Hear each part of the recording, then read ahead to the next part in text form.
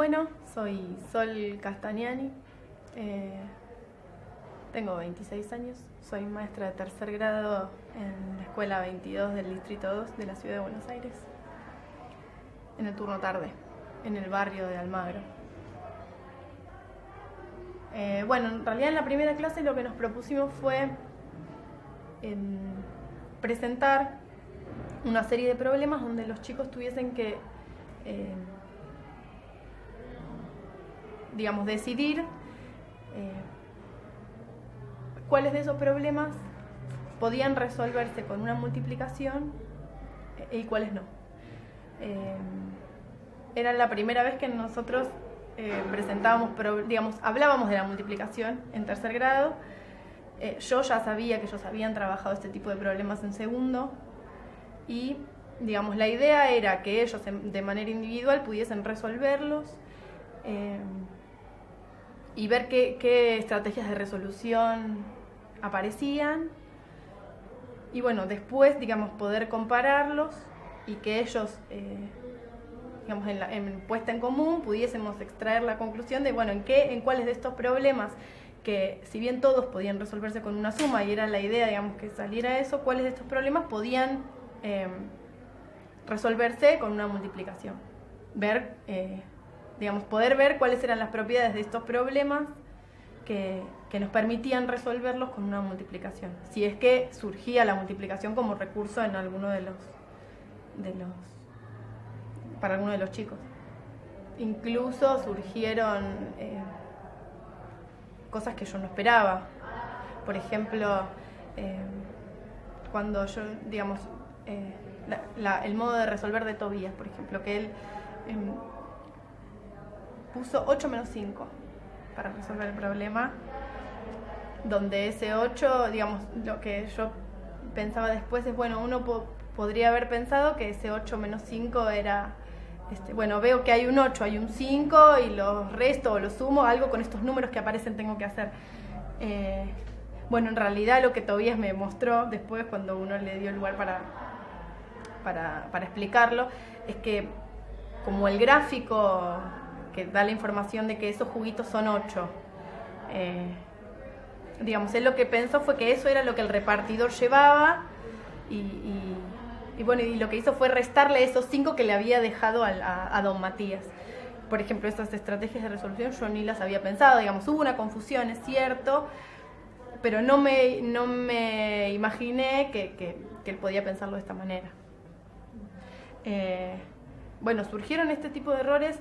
Hubo quienes resolvieron con la suma reiterada y también, que sumaron 8 juguitos 5 veces. Y también estuvieron los que pudieron recuperar la multiplicación y escribirla y darse cuenta que podían usarla para resolver.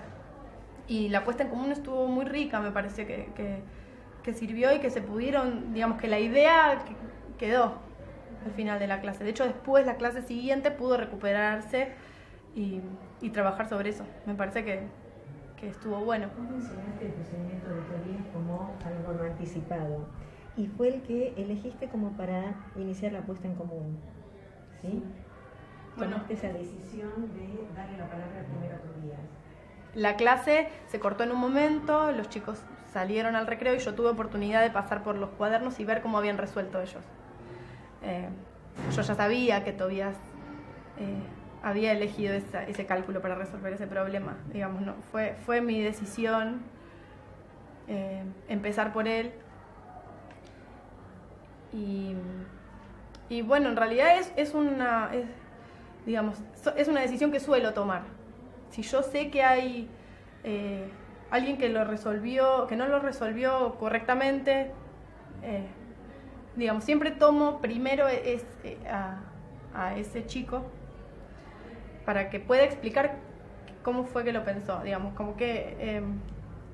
que pueda exponer desde dónde lo pensó, primero para saber yo y para poder poner en común con los compañeros. Y también es un modo de naturalizar ese error. Yo tengo mucho interés también en que los pibes entiendan que es importante no pensó cualquier cosa Tobías. No, estaba pensando, aunque Tobías se equivocó, para mí es importante, yo me lo repito mucho todo el tiempo, digo, los pibes están pensando. Y bueno, a ver por qué no usó cualquier número, no hizo cualquier cálculo tampoco, digamos, ver qué idea había atrás de eso y que él después tenga oportunidad a partir de lo que los compañeros, digamos, aporten, de repensar eso que por ahí no había hecho bien en un primer momento. Primero naturalizar el error, traerlo, usarlo, digamos, usarlo para pensar el error como insumo para todos, para los que lo pensaron correctamente, para los que quizás no. Me parece que ese es el objetivo, de decidir empezar por ahí. Digamos, si yo empiezo por alguien que yo sé que lo resolvió bien, por ahí incluso al que no lo resolvió bien, lo único que hace es borrar y escribirlo como el otro sí lo hizo. Y bueno, y no es la idea. Digamos, la idea es que muchas veces también me ha pasado, no lo hice, no lo entendí. Bueno, no importa, pensémoslo juntos ahora. A ver, dale. Digo, arranquemos ¿desde dónde podrías empezar? Como, bueno, no importa. Lo copado está en poder pensarlo. No ser resultadista, digamos. Como poder ir ahí y que no hace falta, digamos, no pensar que el éxito está en resolverlo bien de una, sino en poder, digo, qué bueno que lo hiciste mal y pudiste revisarlo. Me parece que eso es valioso.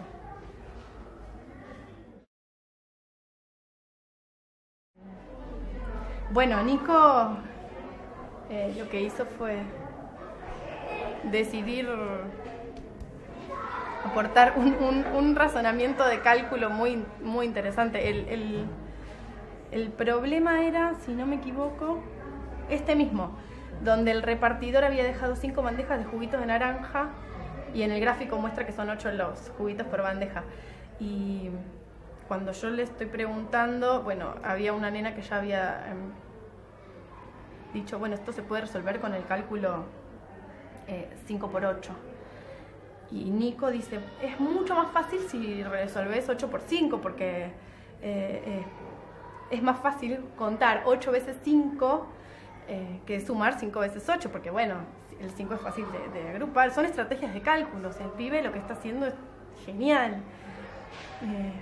Y la verdad es que uno se siente, es muy atractivo poder, digo, para mí sería genial que él pudiese desarrollar todo eso que está pensando sobre los números en ese momento, pero no tenía que ver con el objetivo de la clase en ese momento, digamos. El propósito era poder ver si podía resolverse con una multiplicación o no. Lo que yo le dije fue, está genial esto que estás pensando, o sea, está buenísimo, no te olvides, lo vamos a retomar en otro momento, pero no tiene que ver con lo que estamos pensando ahora. Fue por ahí.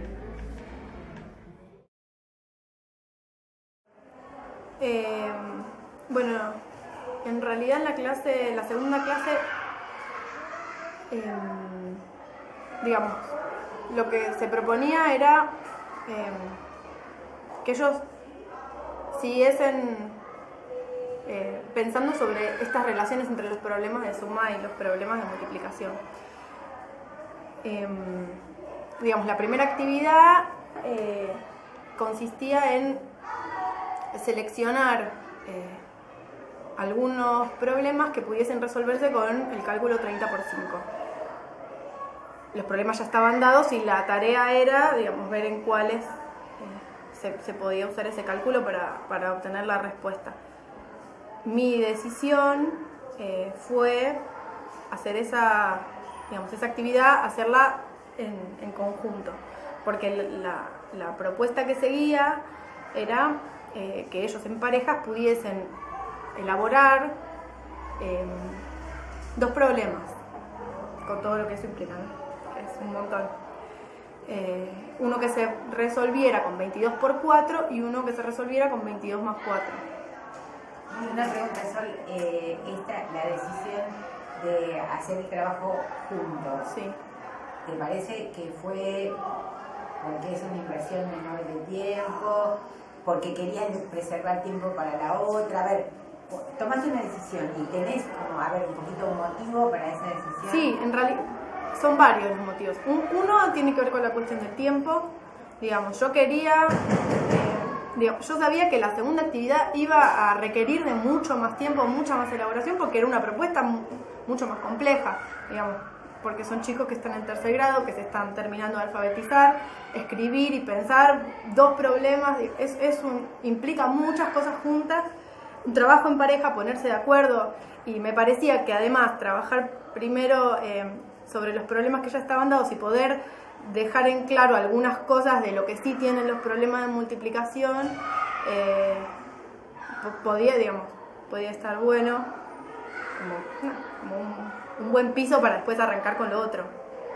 Me parece que estuvo bien, de hecho llevó muchísimo más tiempo el trabajo de la redacción de los problemas. Para mí es una propuesta muy difícil, porque ya escribir es una tarea difícil para cualquiera de nosotros. Cuando uno escribir, sentarse a escribir ya es complejo, decidir que escribir en parejas es más complejo todavía, y pensar un problema de multiplicación, con los mismos números, un problema de suma, era una tarea que requería muchísimo. Yo creo que igualmente estuvo muy bien, se pudieron ver muchas cosas, hubo quienes lograron problemas muy buenos, y la puesta en común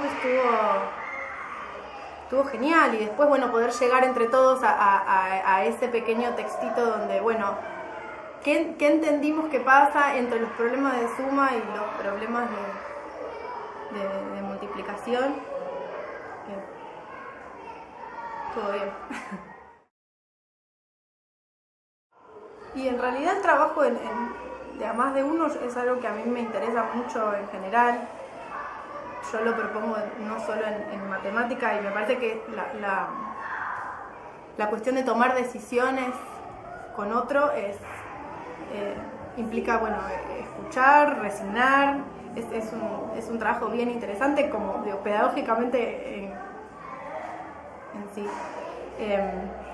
Muchas veces se da, yo lo vengo trabajando porque a veces se da, bueno, yo te dicto, vos escribí, ¿qué pasa?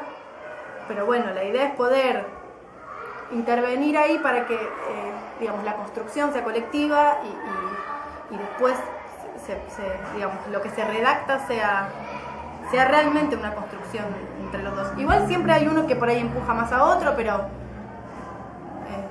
no sé, por ejemplo, yo en un momento me acerco a Mica y a Nico, y los veo que estaban haciendo piedra, papel o tijera. Y digo, ¿qué están haciendo? Estamos decidiendo qué nombre le vamos a poner al personaje del problema. Y me reí. Me pareció, no sé, se dan cosas interesantes. Uno de los grupos lo que hizo, que me pareció muy de oficio de alumno, muy bueno, muy bueno para ejemplificar el oficio de alumno, fue que usaron el problema que habíamos trabajado en la actividad anterior, cambiándole los números.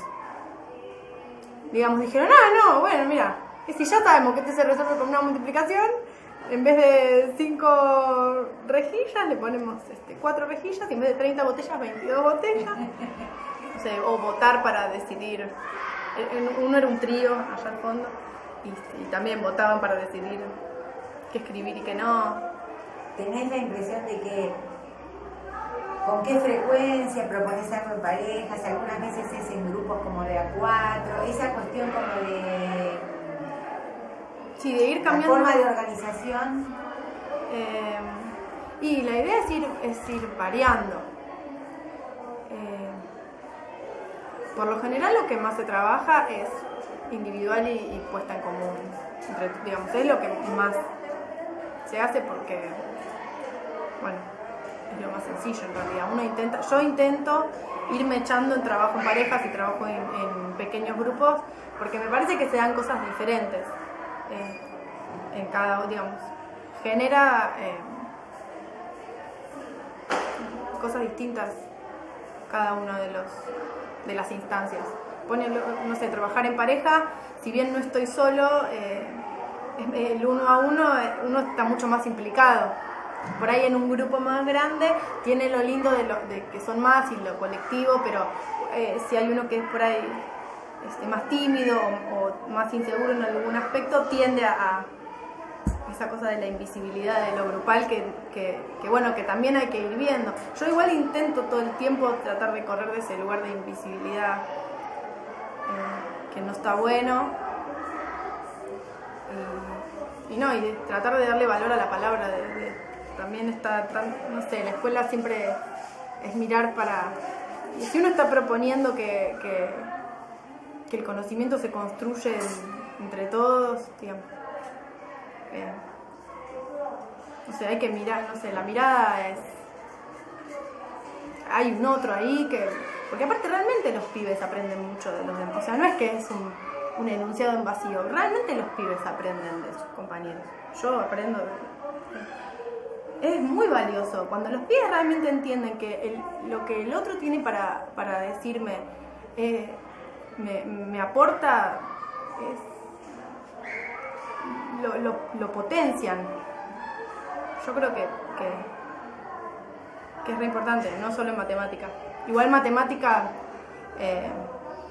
para mí, yo siempre digo, cuando yo estaba estudiando para ser maestra, pensaba, bueno, el área donde los chicos discuten o debaten, me imaginaba en ciencias sociales, por ejemplo, ¿no? Y yo siempre trabajé en primer ciclo, de hecho con ellos en primer grado también trabajé, y me di cuenta que el área donde los pibes ponen en juego argumentos,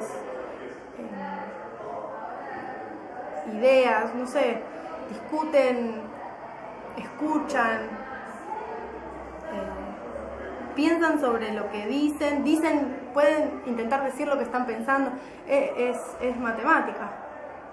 O es donde yo por lo menos veo que eso se genera más fácil. Se convierte como material de trabajo, ¿no? Tal cual. Como que las ideas, es más rápidamente un material de trabajo ahí, presente.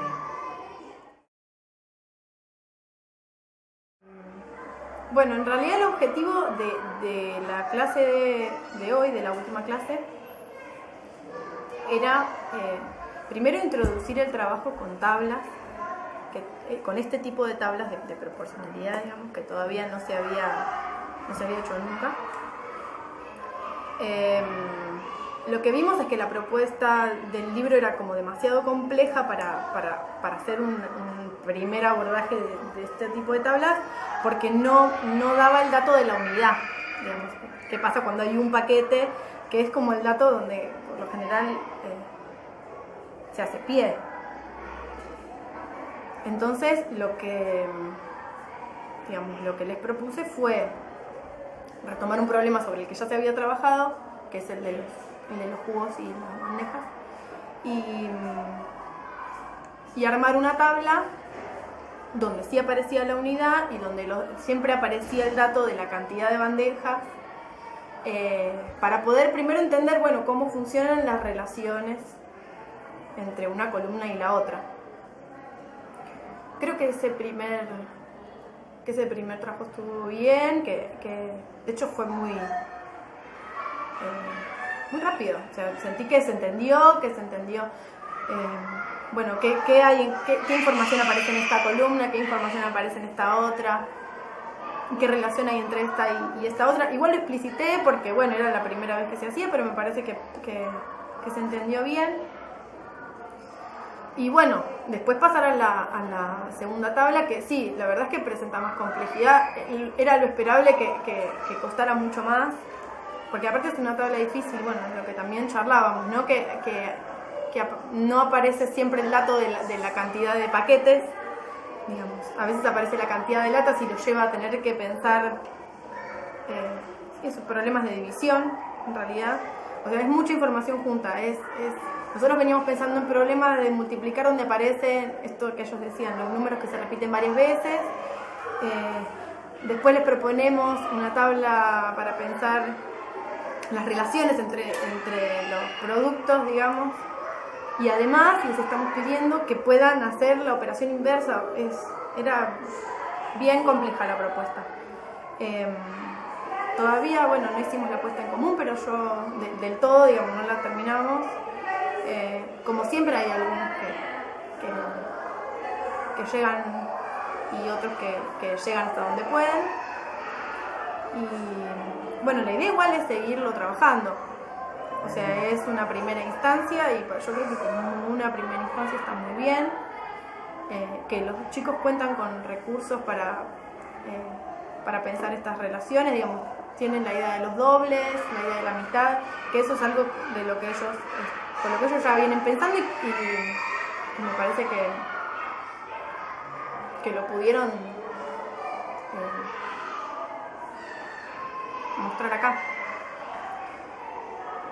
Incluso que, bueno, algunas relaciones que iban apareciendo y que, como vos decís, se iban retomando, porque una de las nenas dijo, Bianca, en un momento dijo, en esta tabla va de 6 en 6. Sí, lo dijo y yo le dije,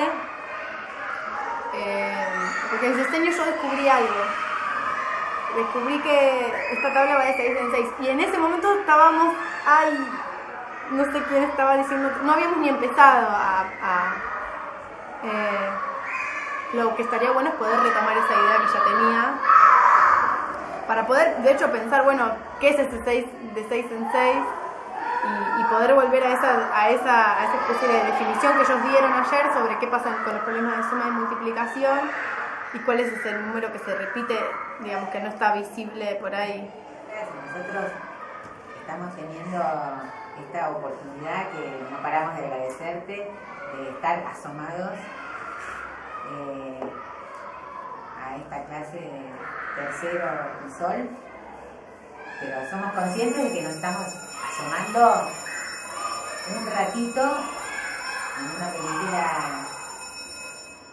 larga, mucho más larga, en la que se rebobina sí. Y se vuelven a lanzar las escenas.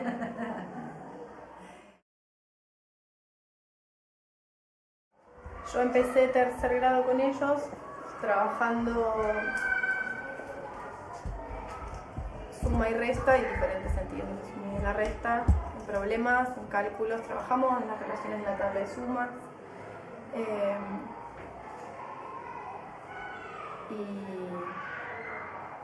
Y digamos, cuando yo vi que realmente eso estaba firme y que yo creo que se ve, de hecho, que ellos tienen la suma y la resta como realmente como un recurso para poder pensar lo que sigue. De hecho, la multiplicación la empezamos a pensar, digamos, arrancamos a pensar la multiplicación, que si bien ellos ya la habían trabajado, es la primera vez que la trabajamos este año. Sí, el proyecto viene siendo ese, digamos, también estuvimos trabajando con geometría y con medida, pero en lo que tiene que ver con aritmética, vinimos trabajando, afianzando lo que ellos ya habían venido haciendo en segundo. Y esta fue la primera, digamos, la primera vez que nos metimos a pensar los problemas de la multiplicación. Digamos, fue el arranque de tercero, yo sabiendo que ellos ya habían trabajado multiplicación, algo de multiplicación en segundo, y digamos, viendo a ver qué podían recuperar de eso. Pensando en para quién estamos haciendo esto, y que te agradecemos tanto tu disposición a que estemos acá. Bueno, ¿cómo querés que sean vistas estas clases? ¿O qué información podría darle yo a esas personas que me van a ver? Primero, que no hace tanto digamos, que no estoy tan lejos del momento del profesorado, digamos, que tengo bien presente todo eso, y que nada, que soy también una maestra en formación, pensarme como una maestra en formación, que deberíamos, digo, yo creo que todos estamos en formación, pero bueno, yo me considero en formación. Creo que esto también para mí es una instancia de aprendizaje, poder después ver que se ve.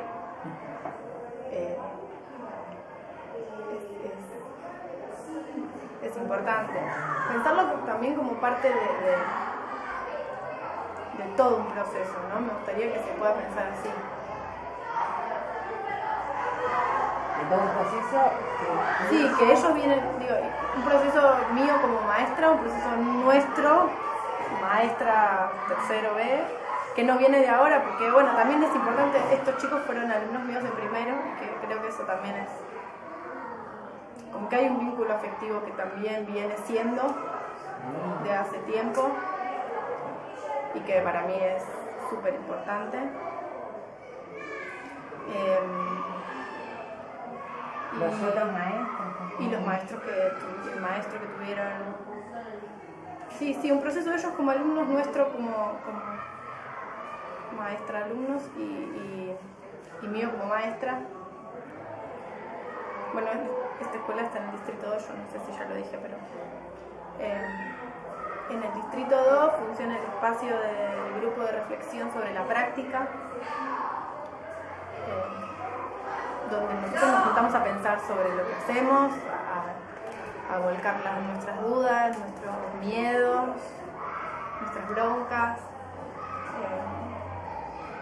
Y bueno, la verdad que encontrarse con otros para pensar qué es lo que uno le propone a los pibes como maestro es importantísimo. No solo con los maestros que los chicos tuvieron, digamos, encontrarse a pensar, porque si no uno cierra la puerta del aula y bueno, piensa que lo que está haciendo está siempre bien o no, pero otra mirada para mí es abrir la puerta del aula, bueno, de hecho para que te filmen, sí, pero no, abrir la puerta del aula para pensar con otros. Va a llegar a muchos otros que ni conoces, así que Bueno, ojalá que sirva.